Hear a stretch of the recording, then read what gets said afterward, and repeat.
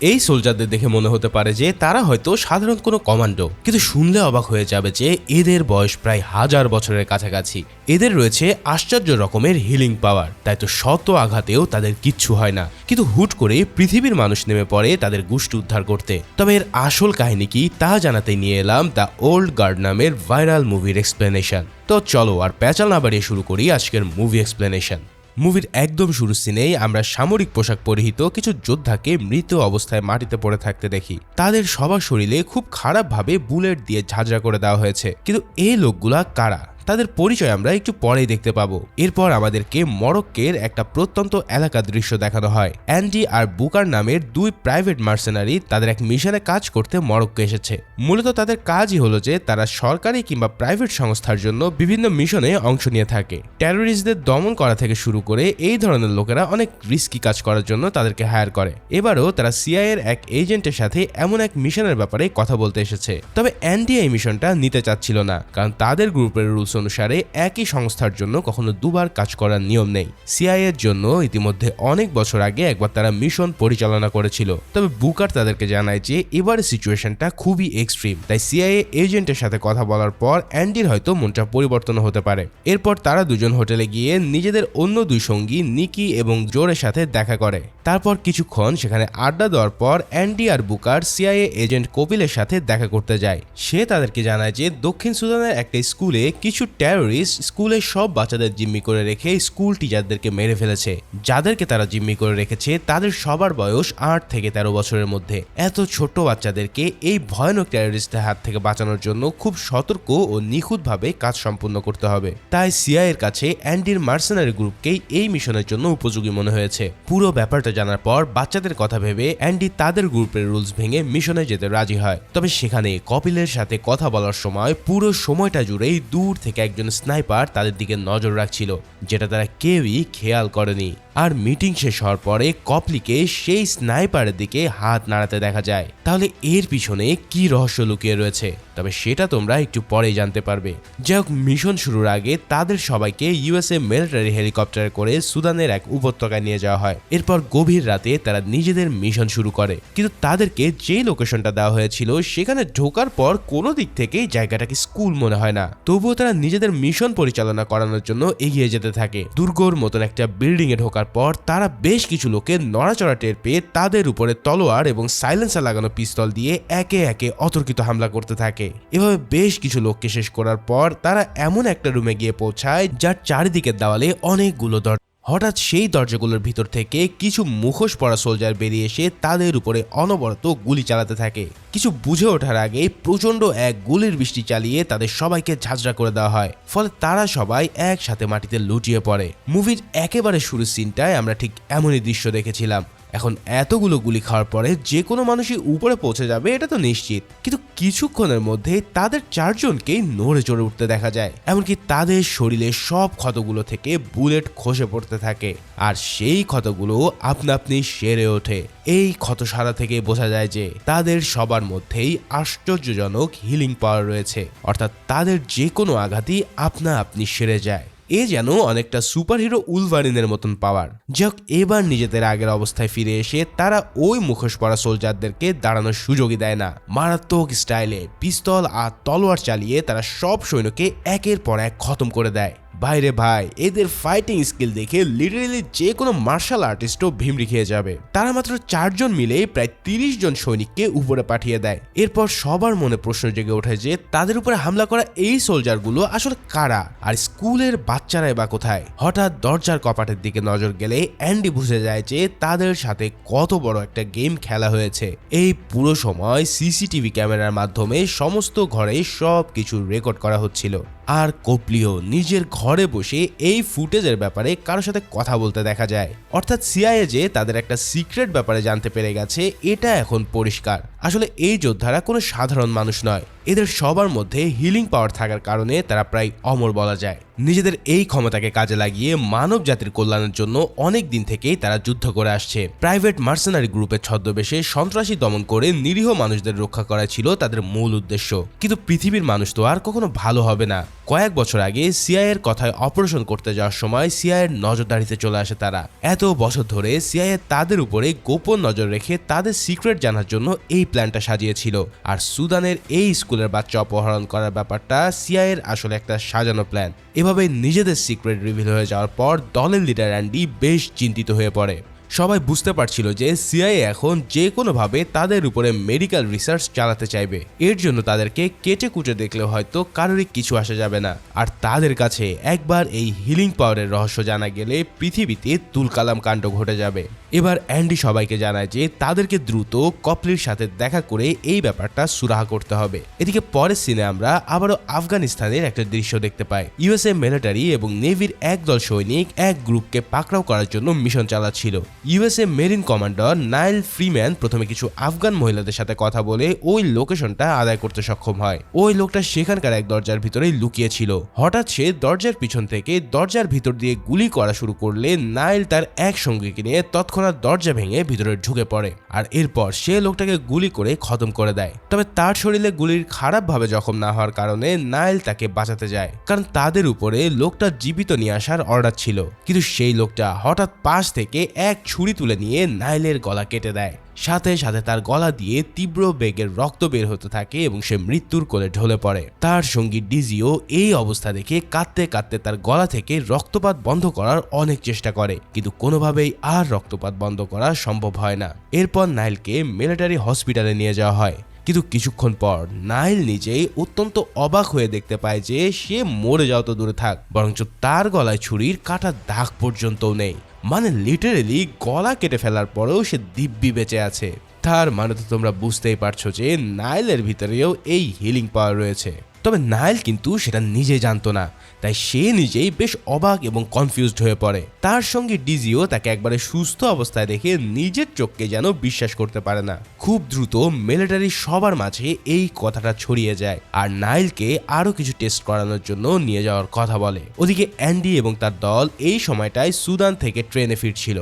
ট্রেনে বসে থাকা অবস্থাতেই সবাই হঠাৎ একই স্বপ্নে নাইলের সাথে ঘটে যাওয়া ঘটনাগুলো দেখতে পায়। তার মানে এদের মধ্যে যে কেবল হিলিং পাওয়ার রয়েছে তা নয়, বরং তারা অনেক দূর থেকেও একই প্রজাতির মানুষদের সম্পর্কে স্বপ্নের মাধ্যমে তথ্য পায়। এখন অ্যান্ডি নাইলের ব্যাপারটা নিয়ে আরো বেশি চিন্তায় পড়ে গেছে, কারণ তারা যেমন নাইলের ব্যাপারে স্বপ্ন দেখেছে ঠিক তেমনি সেও হয়তো তাদেরকে স্বপ্নে দেখতে পাচ্ছে। তাই কেউ যদি তাকে আটকে রাখতে পারে তাহলে তার মাধ্যমে তাদেরকেও খুঁজে বের করা সম্ভব। তাই অ্যান্ডি সিদ্ধান্ত নেয় যে সে নাইলকে উদ্ধার করার জন্য আফগানিস্তান যাবে। বাকিদেরকে কপলির সাথে দেখা করার কথা বলে সে নিজে আফগানিস্তানের উদ্দেশ্যে রওনা দেয়। এদিকে এই কাহিনীতে আমরা স্টেভেন মারিয়াম নামের এক নতুন ক্যারেক্টারকে উদয় হতে দেখি। আমেরিকার অন্যতম বড় ফার্মাসিউটিক্যাল কোম্পানির মালিক ম্যারিক সবসময় নিজের ওষুধের ব্যবসার প্রফিট বাড়ানোর জন্য রিসার্চ করতে চাইতো। এর জন্য সে ইনভেস্টমেন্ট পাওয়ার লক্ষ্যে নিয়মিত সভা সেমিনার করে বেড়াতো। ঠিক এরকম একটা সেমিনারের পর কাপলি তার সাথে দেখা করে তাকে সুদানের সেই ফেক মিশনের ফুটেজ দেখায়।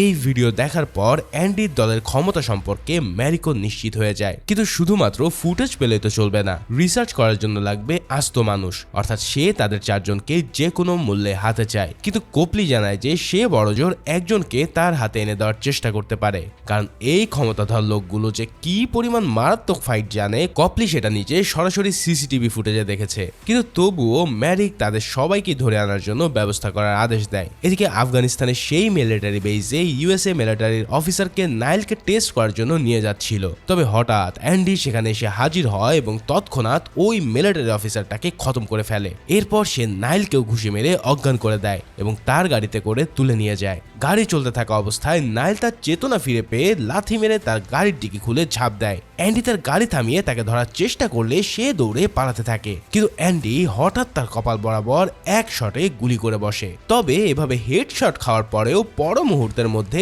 নাইল আবারও উঠে বসে। এবার সে অ্যান্ডিকে তার পরিচয় এবং উদ্দেশ্য জিজ্ঞেস করলে অ্যান্ডি জানায় যে সে তাকে বাঁচানোর জন্য এখান থেকে নিয়ে যেতে এসেছে। তবুও নাইল তার সাথে ধস্তাধস্তি করতে গিয়ে তার গায়ে ছুরি বসিয়ে দেয়, কিন্তু সেই ছুরির আঘাতে অ্যান্ডির কিছুই না হলে নাইল বুঝে যায় যে সেও আসলে তারই মতো একজন। এরপর অ্যান্ডি তাকে বলে যে তার কাছে সমস্ত প্রশ্নের উত্তর রয়েছে, কারণ সে তাদের মতনই ইমমর্টাল গ্রুপদের লিডার। অগত্যা নাইল তাকে বিশ্বাস করে গাড়িতে উঠে বসলে অ্যান্ডি তাকে নিয়ে যায়। এরপর তারা ভাঙাচোরা এক প্লেনে করে ফ্রান্সের প্যারিসের উদ্দেশ্যে যাত্রা শুরু করে। নাইল মাঝপথে জানতে চায় যে অ্যান্ডির মতন তাদের সাথে আরো কতজন লোক রয়েছে। জবাবে যখন অ্যান্ডি জানায় মাত্র 4 জন, তখন নাইল ভাবতে থাকে যে অ্যান্ডি হয়তো স্রেফ তাদের নিজেদের গ্রুপে ঢোকানোর জন্য ফ্রান্সে নিয়ে যাচ্ছে। অ্যান্ডি তার পাশে শুয়ে থাকার সময় সে চুপিসারে তার হাত সিট বেলে আটকে দেয়। এরপর সে পাইলটের দিকে পিস্তল তাক করে প্লেন ঘোরাতে বলে, অর্থাৎ সে কোনোভাবেই প্যারিসে যেতে চায় না। এই অবস্থায় অ্যান্ডি পাইলটকে শুট করা ভান করে রাশিয়ান ভাষায় তাকে মৃত হওয়ার অভিনয় করতে বলে।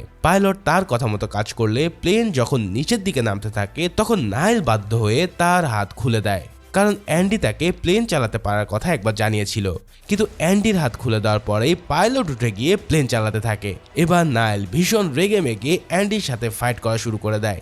বেশ কিছুক্ষণ ধরে ফাইট করতে করতে তারা দুজনে একে অপরের সামনে টক্কর দিতে সক্ষম হয়। তবে অবশেষে অ্যান্ডি নাইলকে কাবু করে ফেলার পরে বুঝতে পারে যে ইউএসএ মিলিটারি তাকে নিয়ে ল্যাবে ইঁদুরের মতন রিসার্চ করবে। এখানে অ্যান্ডির উদ্দেশ্য কেবল তার মতোই মানুষদের রক্ষা করা। আর এই কথা বুঝতে পারার পর নাইলও কিছুটা শান্ত হয়। এরপর তারা ফ্রান্সে পৌঁছালে অ্যান্ডি তাকে নিজের সেফ হাউসে নিয়ে যায়। সেখানে বুকার, নিকি এবং জোর সাথে নাইলের পরিচয় হয়। নাইল এখান থেকে জানতে পারে যে এদের প্রত্যেকের বয়সী কয়েকশো বছরের উপরে, আর তাদের মধ্যে অ্যান্ডি হলো সবচেয়ে বেশি বয়সী, অর্থাৎ তাদের কারোর বয়স বাড়ে না কিংবা সহজে মরণও হয় না। কিন্তু অ্যান্ডি জানায় যে তাদের মধ্যে লাইকন নামের একজন একদিন সত্যিভাবে মারা গিয়েছিল। কোনো না কোনো পর্যায়ে গিয়ে তাদের এই হিলিং পাওয়ারটা কাজ বন্ধ করে দেয়, কিন্তু কখন যে সেটা ঘটবে তা কেউই জানে না। আর ততদিন পর্যন্ত তারা অমর। যাই হোক, পরিচয় পর্ব শেষ হওয়ার পর রাতের বেলা ঘুমানোর সময় নাইল হঠাৎ দুঃস্বপ্ন দেখে জেগে ওঠে। সে সবাইকে জানায় যে সে তার স্বপ্নে একজন তরুণীকে লোহার কফিনে বন্দি অবস্থায় দেখতে পাচ্ছে, আর সেই কফিনটা ক্রমাগত সমুদ্রের তলায় তলিয়ে যাচ্ছিল। তার এই কথা শোনা মাত্রই অ্যান্ডির মন খারাপ হয়ে যেতে দেখা যায়। তখন বাকিরা নাইলকে জানায় যে সেই মেয়েটার নাম ছিল কুইনি। আজ থেকে অনেক বছর আগে কেবল অ্যান্ডি আর কুইনি শুধু তাদের গ্রুপে ছিল। তখনকার প্রাচীন মানুষেরা তাদেরকে ডাইনি বলে অভিহিত করে মেরে ফেলার অনেক চেষ্টা করত, কিন্তু শেষ পর্যন্তই কাউকে মারতে না পেরে তারা কুইনিকে লোহার কফিনে আটকে রেখে মাঝ সমুদ্রে ফেলে দেয়। আর অ্যান্ডিকেও তারা অন্ধকার কুঠুরিতে বন্দি করে রাখে। তবে একটা সময় অ্যান্ডি নিজেকে ছাড়িয়ে নিতে সক্ষম হয়। সেই থেকেই তার মনে কুইনির জন্য অপরাধবোধ জেগে আছে, কারণ সে কুইনিকে বাঁচাতে পারেনি। এই সব কিছু শোনার পর নাইল আবারও সেখান থেকে বেরিয়ে চলে যেতে চায়, কারণ সে তার ফ্যামিলির কাছে ফিরে যেতে চাইছিল। কিন্তু অ্যান্ডি তাকে বোঝাতে সক্ষম হয় যে বাইরের পৃথিবীতে তাদের জন্য সামান্যতম কেয়ারও নেই। এই সব কথার মাঝখানে তারা দুজনে হঠাৎ বিস্ফোরণের শব্দ পেয়ে চমকে ওঠে। দ্রুত ঘরের ভিতরে ঢুকে অ্যান্ডি দেখতে পায় যে বুকার গ্রেনেডের আঘাতে মারাত্মকভাবে জখম হয়ে পড়ে আছে। বেশ কয়েকবার ঝাঁকুনি দেওয়ার পরে বুকারের জ্ঞান ফিরে আসে এবং তার ক্ষত ধীরে ধীরে সারতে শুরু করে। বুকার জানায় যে সৈনিকরা তাকে জখম করে দিয়ে নিকি এবং জোরকে ধরে নিয়ে গেছে। এবার অ্যান্ডি তাদেরকে সেখান থেকে সিগন্যালের জন্য ওয়েট করতে বলে বেরিয়ে যায়। এরপর বিল্ডিং এর ভিতরে ঢোকা সমস্ত সৈনিকরাই অ্যান্ডির হাতে মারা পড়তে থাকে। মারাত্মক ফাইটিং স্টাইলে সে তাদের সবাইকে একদম উপরে পাঠিয়ে দেয়। এই দৃশ্য দেখে কোপলিও ভীষণ ভয় পেয়ে ওঠে। অ্যান্ডি সবাইকে খতম করে দেওয়ার পর বুকার আর নাইলকে নিয়ে সেখান থেকে বেরিয়ে পড়ে। ওদিকে নিকি এবং জোকে ধরে নিয়ে যাওয়ার পর কোপলি তাদের সরাসরি মেরিকের কাছে নিয়ে যায়। চেইন বাঁধা অবস্থায় তাদেরকে তার সামনে হাজির করা হলে সে বলে পুরো মানব জাতির উন্নতির জন্য এই দুজনকে বলি দিতে তাদের কোনো আফসোসই নেই। নিকি এবং জোরের জেনেটিক কোড ব্যবহার করে পুরো মানব জাতিকেই অমর করে তোলা সম্ভব। এমনকি সে তাদের হিলিং পাওয়ারের প্রমাণ সচক্ষে দেখার জন্য সবার সামনে তাদের দুজনকে ছুরি দিয়ে বেশ কয়েকবার আঘাত করে বসে। শেষে তাদেরকে অজ্ঞান করে নিয়ে যাওয়া হলে কোপলি ম্যারিককে বলে যে এই দুজনকে যেন শুধু রিসার্চের কাজে ব্যবহার করা হয়। ম্যারিক যাতে তাদেরকে কাজে লাগিয়ে কোনো ধরনের ব্যবসায়িক লাভ না খোঁজে, কারণ কোপলি ইতিমধ্যে এই কাহিনী দেখে অপরাধ বোধে ভুগছিল এবং সে এটাও বুঝতে পারছিল যে ম্যারিকের উদ্দেশ্য খুব একটা সুবিধের না। অন্যদিকে অ্যান্ডি বুকার আর নাইলকে নিয়ে ফ্রান্সের পরিত্যক্ত এক মাইনের ভিতরে আশ্রয় নেয়। এরপর তারা সেখানে বসে কোপলির সাথে যোগাযোগ করার উপায় খুঁজতে থাকে। এদিকে অ্যান্ডি হঠাৎ খেয়াল করে যে তার ঘাড়ের একটা ক্ষত কোনোভাবেই শুকাচ্ছে না, তাই ফার্মেসিতে গিয়ে সে কিছু পেন কিলার খুঁজতে থাকে। ফার্মেসির সেলসম্যানও তার অবস্থা দেখে তাকে ব্যান্ডেজও করে দেয়। তবে অ্যান্ডি কিন্তু ভালোভাবে বুঝে গেছে যে তার সময় ঘনিয়ে এসছে, অর্থাৎ লাইকন যেভাবে হিলিং পাওয়ার হারিয়েছিল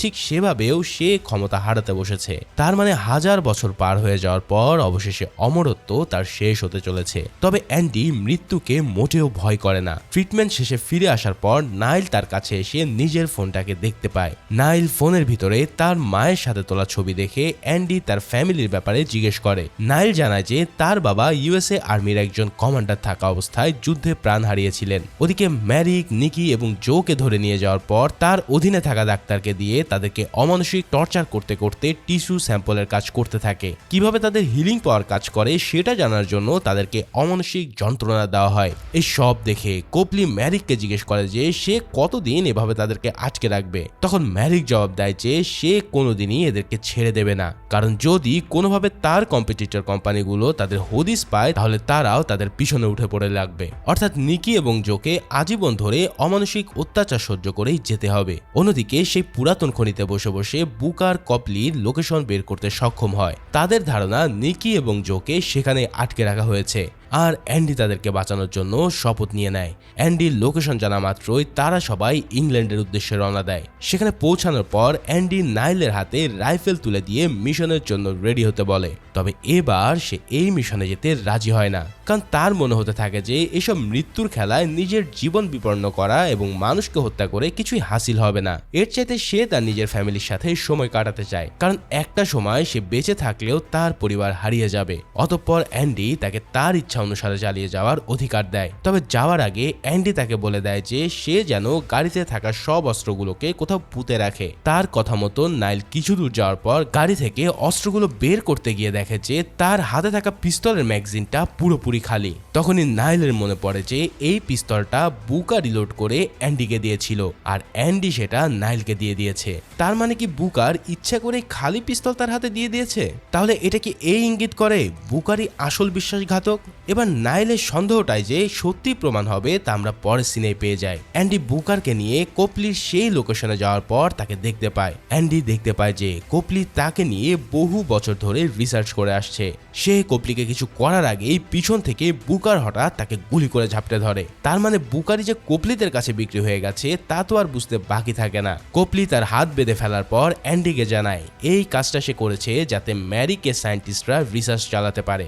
যদি তারা অমরত্ব হাসিল করার পদ্ধতি আবিষ্কার করতে পারে তাহলে তারা সেটাকে শেষ করারও উপায় বের করতে পারবে। আর অ্যান্ডিও অনেক বছর ধরে চলা এই স্বার্থপর পৃথিবীকে ছেড়ে যেতে চাইছিল, ফলে বুকার তার সেই ইচ্ছা পূরণের জন্যই এই কাজ করেছে। কিন্তু সে তো আর জানতো না যে অ্যান্ডির হিলিং পাওয়ার ইতিমধ্যে শেষ। যখন সে দেখতে পায় যে অ্যান্ডির ক্ষত আর ঠিক হচ্ছে না তখন সে ভয় পেয়ে যায়। সাথে সাথে কোপলিকে অ্যান্ডির ক্ষত সারিয়ে তোলার ব্যবস্থা করতে বলে। কোপলি আর বুকার মিলে অ্যান্ডির ক্ষত থেকে রক্তপাত বন্ধ করার অনেক চেষ্টা করতে থাকলে সেই সময় ম্যারিক তার দলবল নিয়ে সেখানে হাজির হয়। এরপর ম্যারিক একেবারে শয়তান স্বরূপ কায়দায় অ্যান্ডির সাথে কথা বলতে শুরু করে। কোপলি আর বুকার তাদেরকে অ্যান্ডির অমরত্ব শেষ হওয়ার ব্যাপারটা জানালেও সে তাদের কথায় কানই দেয় না। ভাইরে ভাই, এই ম্যারিকের কথা বলার ধরন দেখলে তোমার মাথার রগ একদম ছিঁড়ে যাবে। এই অবস্থাতে সে এবার অ্যান্ডিকে টেস্ট করতে নিয়ে যায়। এছাড়াও বুকার তাকে সাহায্য করার পরেও সে বুকারকেও রেহাই দেয় না। তবে কোপলি তাকে বোঝানোর চেষ্টা করে যে অ্যান্ডি যেহেতু আর অমর না তাই তার উপরে টেস্ট করতে গেলে সে মারা যেতে পারে, কিন্তু ম্যারিক তার কথায় কানই দেয় না। অ্যান্ডি এবং বুকারকে নিকি আর জোরের পাশের বেডে বেঁধে রাখা হয়। বুকার সবাইকে জানিয়ে দেয় যে অ্যান্ডির অমরত্বর ক্ষমতা শেষ হয়ে গেছে। তখন নিকি বলে যে সবাইকে একদিন মরতে হবে, যদি সেটা 1000 বছর পরেও হয়, আর ম্যারিকের মরণের সময়টাও নিশ্চয়ই ঘনিয়ে এসেছে। এদিকে নাইল বুকারকে খুঁজতে গিয়ে সেই বিল্ডিং এ ঢোকার পর কোপলিকে দেখতে পায়। কোপলি তার পায়ে গুলি করতে গিয়ে টের পায় যে সেও অ্যান্ডিদের মতনই একজন। এরপর সে তাকে জানায় যে প্রতি শতাব্দীতে ঘটে যাওয়া বিভিন্ন দুর্যোগ থেকে বেশ কিছু রহস্যময় লোকেরা পৃথিবীকে বাঁচিয়ে আসছিল। পারমাণবিক কেন্দ্রের দুর্ঘটনার মতন মারাত্মক দুর্যোগ থেকে এরাই পৃথিবীকে বাঁচিয়েছে, কিন্তু প্রতিবারই তারা কোথায় যেন গায়েব হয়ে যেত। তাই পৃথিবী তাদেরকে এক প্রকার অ্যাঞ্জেল ভাবত। কিন্তু কোপলি তাদেরকে নিয়ে রিসার্চ করতে গিয়ে জানতে পারে যে অ্যান্ডিরাই আসলে সেই অ্যাঞ্জেল। তাই সে তাদেরকে ম্যারিকের হাতে তুলে দেয় যাতে পৃথিবী থেকে রোগ বালাই পুরোপুরি নির্মূল হয়ে যায়। শুধুমাত্র এদেরকে নিয়ে গবেষণা করার মাধ্যমে সেটা করা সম্ভব। কোপলির নিজের স্ত্রী ক্যান্সারে মারা যাওয়ার কারণে সে এই ব্যাপারটাকে এতটা গুরুত্ব দিয়েছিল, কিন্তু সে জানতো না যে ম্যারিক এতটাও অমানবিক আচরণ করবে অ্যান্ডিদের সাথে। এই সব কিছু দেখার পর কোপলির মনও চেঞ্জ হয়ে যায়। সে অ্যান্ডি সহ বাকিদের উদ্ধার করার জন্য নাইলকে সাহায্য করতে রাজি হয়। এর জন্য সে নাইলকে সেই বিল্ডিং এ নিয়ে যায় যেখানে অ্যান্ডিদের আটকে রাখা হয়েছিল।